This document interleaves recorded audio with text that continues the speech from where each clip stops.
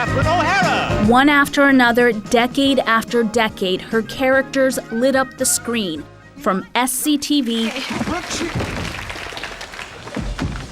to Home Alone. Merry Christmas, sweetheart. That's an ostrich bag. To Schitt's Creek. Okay. Catherine O'Hara infused them all with her humor and humanity. We're all ridiculous and lovely, beautiful, hilarious people. And so there's just a never-ending wealth of characters in the world.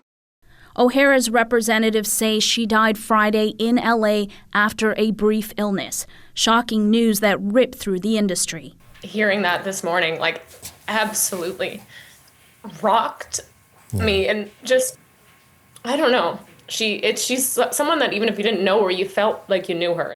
Her start came on stage at Toronto's Second City Theatre, and as a founding member of SCTV, making improv gold with fellow Canadian comedy greats like John Candy, Martin Short, Andrea Martin, and Eugene Levy, to name a few. Catherine O'Hara was a trailblazer and an iconic talent, so it's impossible to get into comedy in Canada and not feel that influence, not be inspired by that pathway.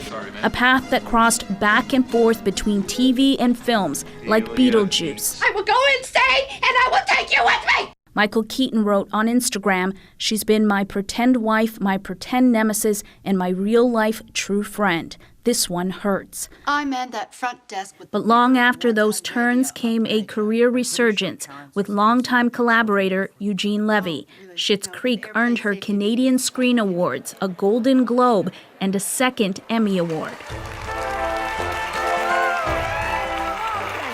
Karen Robinson saw O'Hara's gifts up close, acting alongside her. I say it with as much humility and sincerity as I can muster. Thank you for everything that you gave us. And online, the tributes just kept pouring in. Macaulay Culkin, who played her son in Home Alone, wrote, "Mama, I thought we had time. I wanted more."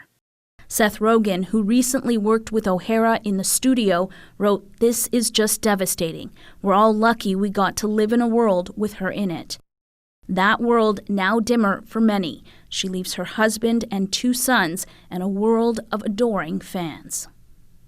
As you would expect, we are continuing to hear from people who loved O'Hara deeply. Dan Levy, who played her son in Schitt's Creek, shared his grief on social media, saying, "What a gift to have gotten to dance in the warm glow of Catherine O'Hara's brilliance for all those years." Erica, this is a loss that cut to the core for many.